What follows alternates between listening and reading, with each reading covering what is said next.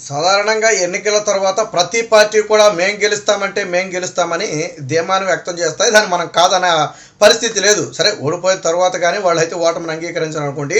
ఇప్పుడు వైసీపీ పరిస్థితి కూడా అదే. దాదాపుగా గెలుస్తామని పైకి ఏదో గంభీరంగా ప్రగల్భాలు పలుకుతున్నప్పటికీ కూడా వాస్తవంగా వారి ఓటమి వారికి తెలుసు. ఎందుకంటే వాళ్ళ అంతర్గత సర్వేలు కానివ్వండి, ఐపాక్ సర్వేలు కానివ్వండి చాలా స్పష్టంగా చెప్తున్నాయి. ఇంతకుముందు వచ్చినటువంటి సర్వేలన్నీ కూడా వాళ్ళ దారుణ ఓటమిని చెప్పడం జరిగింది. మరి ఇప్పుడు ఎన్నికల తరువాత సాధారణంగా ఏ నేతలైనా కానీ కీలక నేతలందరూ కూడా ఫలితాల మీద ఆతృతగా ఎదురు చూస్తూ ఉంటారు. బట్ ఇక్కడ వైసీపీ నేతలు ఒక్కొక్కరిగా రాష్ట్రం వదిలి దేశం వదిలి చెక్కేసే ప్రయత్నం జరుగుతుందా అంటే ఎస్, అవుననే వార్తలే వస్తున్నాయి.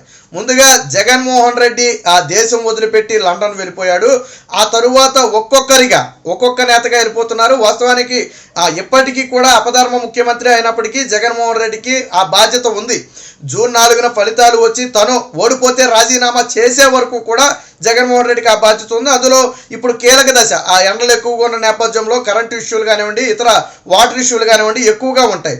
అందులోనూ లా అండ్ ఆర్డర్ సమస్య కూడా ఎన్నికల తర్వాత మనం అందరం చూసాం. ఎలక్షన్ కమిషన్ కూడా సీరియస్ అయింది. సో ఇవన్నీ కూడా వదిలేసి జగన్మోహన్ రెడ్డి ప్రత్యేక అనుమతితో, కోర్టు అనుమతితో లండన్ అయితే చెక్కేశాడు. లండన్ అని ఆమ్స్టర్డామ్ వెళ్ళాడు అనుకోండి, తర్వాత అక్కడి నుంచి లండన్ వెళ్ళాడు అంటున్నారు. సరే, ఏది ఏమైనప్పటికీ జగన్మోహన్ రెడ్డి అయితే చాకచక్యంగా తప్పించుకున్నాడు. తరువాత అదే బాటలో మరికొంతమంది నేతలైతే వెళ్ళిపోయే ప్రయత్నం చేస్తున్నారు. ముఖ్యంగా వల్లభనేని వంశీ ఎవరైతే ఇప్పుడు తెలుగుదేశం పార్టీ నుంచి ఎవరైతే ఇబ్బందులు ఎదుర్కొనే అవకాశం ఉందో, ఏదైతే కూటమి అధికారంలోకి వస్తే ఎవరికి ఇబ్బంది అని భావిస్తున్నారో వాళ్ళు తన వ్యాపారాలను కూడా దేశంలో పూర్తిగా బంద్ చేసి, రాష్ట్రంలో బంద్ చేసి ఇతర దేశాలకు వెళ్ళిపోయే ప్రయత్నం జరుగుతుంది. ఇప్పటికే వల్లభనేని వంశీ డల్లాస్ పారిపోయాడని చెప్పి వార్తలు అయితే వస్తున్నాయి. ప్రస్తుతానికి ఆయన రాష్ట్రంలో అయితే లేడు. ఎన్నికల తరువాత కూడా ఎక్కడా ఇప్పటి వరకు మీడియాకు ముఖం చూపించలేదు. కనీసం మేము గెలుస్తున్నామనే మాట కూడా ఎక్కడ వల్లభనేని వంశీ మాట్లాడలేదు. ఇక వంశీ చంద్రబాబు గారి మీద, ఆయన సతీమణి మీద చేసిన విమర్శలు మనందరికీ తెలుసు. టీడీపీ నేతల్లో పేకల దాకా కసి ఎవరి మీద అయినా ఉందంటే కొడాలి నాని, వల్లభనేని వంశీ వీళ్ళిద్దరి మీద. ఎందుకంటే వీళ్ళు రాజకీయ విమర్శలు వేరు, కానీ భువనేశ్వరి గారిని అనరాని మాటలని అసెంబ్లీలో చంద్రబాబు గారి కంటతడి పెట్టడానికి ప్రధాన కారణమైనటువంటి వ్యక్తులు. అందులో ఒకడైనటువంటి వల్లభనేని వంశీ ఇక గన్నవరంలో ఎంత దారుణమైన పరాజయం అంటే అక్కడ గెలుపుకి సంబంధించి టీడీపీ మెజార్టీ మీదే పందాలు కాస్తుంది తప్ప ఎవరు గెలుస్తారనే దాని మీద నో మోర్ ఛాన్స్. ఇక ఆ టీడీపీ గెలుపుని వన్ సైడ్ అక్కడ. సో కాబట్టి ఇప్పుడు వల్లభనేని వంశీ నిదానంగా డల్లాస్ అయితే చెక్కేసినట్టుగా తెలుస్తుంది. దానికి సంబంధించిన ఫోటోలు కూడా సోషల్ మీడియాలో వైరల్ అయ్యి మనం అందరం చూసాం.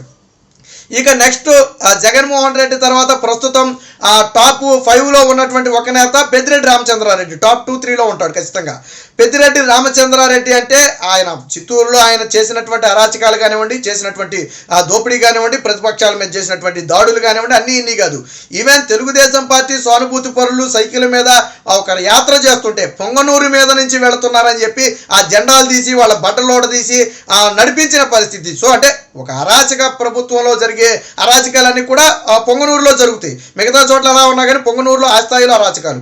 సో అలాంటి పెద్దిరెడ్డి రామచంద్రారెడ్డి కూడా చేతులెత్తేశాడు. ఎందుకంటే నరేంద్ర మోదీ గతంలో ఒక మీటింగ్కి వచ్చిన సమయంలో కూడా పెద్దిరెడ్డి రామచంద్రారెడ్డి అరాచకాలకు సంబంధించి కొద్దిగా వార్నింగ్ అయితే ఇవ్వడం జరిగింది. సో ఇక్కడ మైనింగ్, ల్యాండ్, శాండ్ అని అది ఇది అని తేడా లేకుండా పెద్దిరెడ్డి రామచంద్రారెడ్డి దోచుకున్నాడని చెప్పి కొన్ని విమర్శలు చేయడం జరిగింది. మేము వచ్చిన తర్వాత ఖచ్చితంగా మొత్తం కూడా బయటికి తీస్తామని నరేంద్ర మోదీ స్వయంగా ప్రకటించిన నేపథ్యంలో పెద్దిరెడ్డి రామచంద్రారెడ్డికి అయితే భయం పట్టుకుంది. ఇదే సమయంలో లోకేష్ వార్నింగ్ కూడా, పెద్దిరెడ్డిని ఎక్కడికి బారిపోయినా వదిలిపెట్టమని చెప్పి గతంలో లోకేష్ కూడా వార్నింగ్ ఇవ్వడం జరిగింది.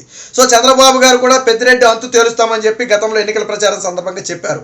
సో వీళ్ళ ఓటమి ఖాయం, పార్టీ ఓటమి అయితే కన్ఫామ్. సరే, పెద్దిరెడ్డి సాగుదప్పి కొండలట్టుపోయేమైనా గెలుస్తాడేమో అని ఆశలు ఉన్నప్పటికీ కూడా వైసీపీ ఓటమి ఖాయం. మరి వైసీపీ ఓడిపోయి తాను గెలిచి మాత్రం ఏంటి ఉపయోగం?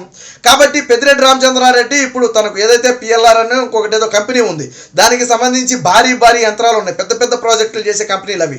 సో అవన్నీ కూడా పెద్దిరెడ్డి రామచంద్రారెడ్డి కంపెనీలు.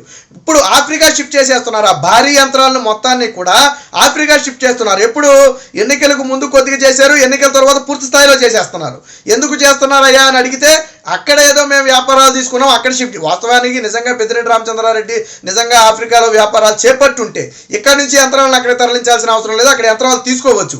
కానీ ఇక్కడ నుంచి తరలిస్తున్నారంటే అర్థం ఏంటంటే రేపటి రోజున ఓడిపోతే తన ఏమి ఆధారాలు ఏమీ దొరకకూడదు, తన నుంచి జప్తు చేయడానికి ఏమీ దొరకకూడదు, ఏమీ మిగలకూడదు అనే ఉద్దేశంతో యంత్రాలు, భారీ యంత్రాలు, దాదాపుగా 150 యంత్రాలను ఆ బాంబే పోర్టు నుంచి అయితే తరలిస్తున్నట్టుగా తెలుస్తుంది. అలాగే చెన్నై పోర్టు నుంచి కూడా మరికొన్ని యంత్రాలను అయితే ఆఫ్రికా దేశానికి తరలిస్తున్నట్టుగా తెలిసింది. ఆఫ్రికా తరలిస్తున్నామని స్వయంగా పెద్దిరెడ్డి ఒప్పుకున్నాడు. సో అంటే మరి ఎందుకు ఆంధ్రప్రదేశ్లో పూర్తిగా వ్యాపారాలు మానేసి ఆఫ్రికా వెళ్ళిపోతున్నాడు? ఆంధ్రాలో వ్యాపారాలు ఉన్నప్పుడు ఆ భారీ యంత్రాలన్నీ ఆంధ్రాలో ఉండాలి కదా. అంటే ఇక్కడ దుకాణం సర్దేస్తున్నాడు. రేపు తీగలాగితే డొక్క కదులుతుంది కాబట్టి అవసరమైతే ఆస్తులు జప్తు చేస్తారు కాబట్టి ఇవేవి కూడా ఆనవాళ్లు మిగలకుండా తరలించేస్తున్నారని వాదనలు ఉన్నాయి.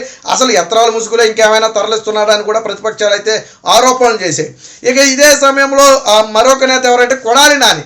అసలు కొడాలి నాని అయితే ఎన్నికల సమయంలో పోలింగ్ బూత్లకు వెళ్ళి పరిశీలన చేసే ప్రయత్నం కూడా చేయలేదు. సాధారణంగా క్యాండిడేట్లు ఏం చేస్తారంటే పోలింగ్ జరుగుతున్న ఏరియాలో జస్ట్ ఆ బూత్లను అలా పరామర్శిస్తూ ఉంటారు. అంటే అంతా సవ్యంగా జరుగుతుందా లేదని చూసే హక్కు అయితే వాళ్ళకు ఉంటుంది. సో కొడాలి నాని ఆ విషయంలో కూడా బయటికి రాలేదు. తన ఎన్నికల అఫిడవిట్టే అత్యంత వివాదాస్పదంగా మారింది. పూర్తి వివరాలు నమోదు చేయకపోవడంతో ఆ టీడీపీ ఫిర్యాదు చేసినా పట్టించుకోకుండా అప్పుడు ఆర్డీఓగా ఉన్నటువంటి, రిటర్న్ ఆఫీసర్గా ఉన్నటువంటి, ఆర్ఓగా ఉన్నటువంటి పద్మావతి ఏకపక్షంగా వ్యవహరించింది. సరే, తరువాత జరిగిన పోలింగ్ సర్వేలు చూసిన తర్వాత ఆయన ఓటమి ఖాయమని తెలిసిన నేపథ్యంలో ఇప్పటి వరకు బయటకు రాలేదు. అయితే వల్లభనేని వంశీ దారిలోనే కొడాలి నాని కూడా విదేశాలకు వెళ్ళడానికి ప్రయత్నం చేస్తున్నట్టుగా తెలుస్తుంది. అయితే ప్రస్తుతానికి వెళ్ళాడా ఉన్నాడా అనేది ప్రస్తుతానికి మనకు తెలియదు, కానీ బయట బాహ్య ప్రపంచానికి అయితే కనపడటం లేదు. ఇక ఇదే సమయంలో మరొక కీలక నేత ఎవరయ్యా అంటే రోజా. వైసీపీ ఫైర్ బ్రాండ్లో ఒకళ్ళైనటువంటి రోజా ఏంటంటే ఇప్పుడు నగరీని వదిలేసి తమిళనాడు వెళ్ళే ప్రయత్నం చేస్తుంది. అంటే తమిళనాడు వెళ్ళటం అంటే ఏదో విహారయాత్ర కోసం వెళ్ళటం కాదు, పూర్తిగా ఆంధ్ర రాజకీయాలకు స్వస్తి చెప్పి తమిళ రాజకీయాల్లోకి వెళ్ళే ప్రయత్నం చేస్తున్నట్టుగా తెలుస్తుంది. ఎందుకంటే నగరీలో ఇప్పటికే తన ఓటమిని రోజా అంగీకరించింది. నాకు టీడీపీ నుంచి ఎటువంటి ఇబ్బంది లేదు, సొంత పార్టీలో నేతలే నాకు వెన్నుపోటు పొడిచారని చెప్పి ఒక వ్యాఖ్య చేసిన నేపథ్యంలో ఇప్పుడు రోజా కూడా ఆ రాష్ట్రం వదిలి తమిళ రాజకీయాల్లో వెళ్ళే ప్రయత్నం చేయటం, ఇదే సమయంలో కొద్ది రోజుల పాటు విదేశాలకు వెళ్ళాలని కూడా, కుటుంబ సమేతంగా విదేశాలకు వెళ్ళాలని కూడా రోజా భావిస్తున్నట్టుగా తెలుస్తుంది. మొత్తంగా ఇక ఇంకొక నేత ఎవరంటే విజయసాయి రెడ్డి. సో నెల్లూరు నుండి ఎంపీగా పోటీ చేసినటువంటి విజయసాయి రెడ్డి ఆ రోజు నుంచి ఈ రోజుకి పత్తా లేడు. సో ఎప్పటికే ఆయన విదేశాలకు వెళ్ళిపోయి ఉంటాడనే అనుమానాలు కలుగుతున్నాయి. బట్ ఎక్కడికి వెళ్ళాడు ఏంటనేది తెలియదు. ఎందుకంటే జగన్మోహన్ రెడ్డి విదేశాలకు వెళ్ళిన ప్రతిసారి విజయసాయి రెడ్డి విదేశాలకు వెళ్తాడు. మీరు గతంలో రికార్డ్స్ తిరగేయండి. గతంలో జగన్మోహన్ రెడ్డి తన కూతురును చూడటానికి లండన్ వెళ్ళినప్పుడు విజయసాయి రెడ్డి కూడా ఏదో ఒక దేశం వెళ్ళేవాడు. సో కంపల్సరీ వెళ్తాడు. ఇప్పుడు కూడా ఖచ్చితంగా విదేశాలకు కోర్టు అనుమతితో వెళ్ళిపోయి ఉంటాడని అనుమానాలు వస్తున్నాయి. బట్ జగన్మోహన్ రెడ్డి పబ్లిక్ అయ్యాడు, విజయసాయి రెడ్డి పబ్లిక్ అవ్వకుండా జాగ్రత్త పడ్డాడని మాత్రం అంటున్నారు. సో ప్రస్తుతానికి విజయసాయి రెడ్డి కూడా లేడు. అసలు నెల్లూరులో తనకి ఇష్టం లేకపోతే జగన్మోహన్ రెడ్డి బలవంతం మీద పోటీ చేశాడు. సో అలాంటి నేత ఇప్పుడు పూర్తిగా కనపడకుండా పోవడంతో తాను కూడా అమెరికా కానీ లేదా ఇతర దేశాలకి ప్రస్తుతానికి చెక్కేసినట్టుగా తెలుస్తుంది. స్థానిక నేతలు ఎవరికి కూడా, ఆ నెల్లూరు పార్లమెంట్లో ఉన్నటువంటి అసెంబ్లీ అభ్యర్థులు ఎవరికి కూడా విజయసాయి రెడ్డి ప్రస్తుతానికి ఫోన్కు కూడా అందుబాటులో లేడట.